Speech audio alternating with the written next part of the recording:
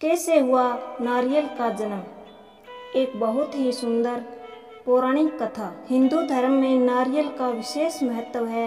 नारियल के बिना कोई भी धार्मिक कार्य संपन्न नहीं होता। नारियल से जुड़ी एक पौराणिक कथा भी प्रचलित है, जिसके अनुसार नारियल का इस धरती पर अवतरण ऋषि विश्वामित्र द्वारा किया गया था। नारियल का जन्म कैसे हुआ, ये जानने के लिए इस कहानी को पूरा अवश्य सुने। ये कहानी प्राचीन काल के एक राजा सत्यव्रत से जुड़ी है।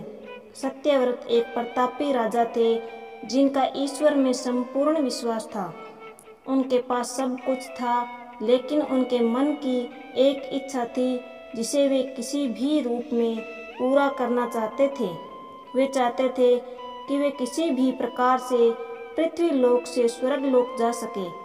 स्वर्ग लोक की सुंदरता उन्हें अपनी ओर आकर्षित करती थी, किंतु वहां कैसे जाना है, ये सत्यव्रत नहीं जानते। एक बार ऋषि विश्वामित्र तपस्या करने के लिए अपने घर से काफी दूर निकल गए और लंबे समय से वापस नहीं आए थे। उनकी अनुपस्थिति में क्षेत्र में सूखा पड़ गया और उनका परिवार भूखा प्यासा भटक रहा था। तब राजा सत्यव्रत ने उनके परिवार की सहायता की और उनकी देखरेख की जिम्मेदारी ली। जब ऋषि विश्वामित्र वापस लौटे तो उन्हें परिवार वालों ने राजा की अच्छाई बताई। वे राजा से मिलने उनके दरबार पहुँचे और उनका धन्यवाद किया।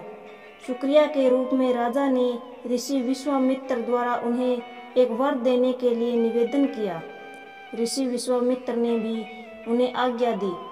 तब राजा बोले कि वो स्वर्ग लोक जाना चाहते हैं, तो क्या ऋषि विश्वामित्र अपनी शक्तियों का सहारा लेकर उनके लिए स्वर्ग जाने का मार्ग बना सकते हैं।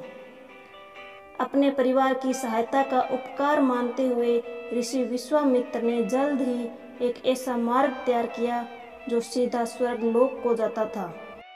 राजा सत्यव्रत खुश हो गए और उस मार्ग पर चलते हुए जैसे ही स्वर्ग लोक के पास पहुंचे ही थे कि स्वर्ग लोक के देवता इंद्र ने उन्हें नीचे की ओर धकेल दिया।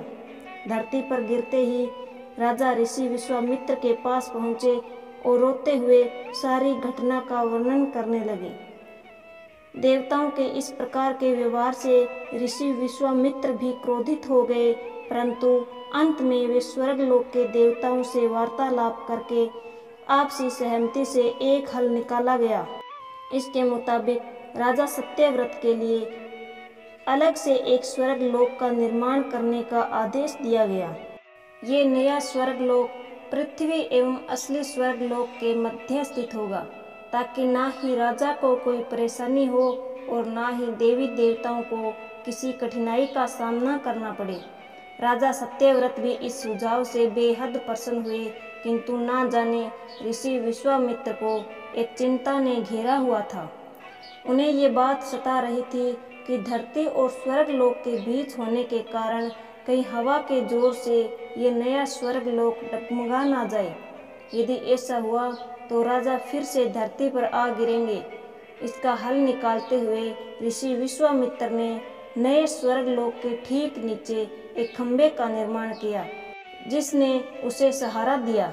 माना जाता है कि यही खंभा समय आने पर एक पेड़ के मोटे तने के रूप में बदल गया और राजा सत्यव्रत का सर एक फल बन गया।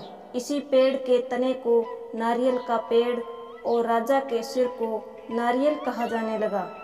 इसलिए आज के समय भी नारियल का पेड़ काफी ऊंचा होता है। इस कथा के अनुसार सत्यव्रत को समय आने पर एक ऐसे व्यक्ति की उपाधि दी गई जो ना इधर का है और ना ही उधर का, यानी कि एक ऐसा इंसान जो दो धुरों के बीच लटका हुआ है।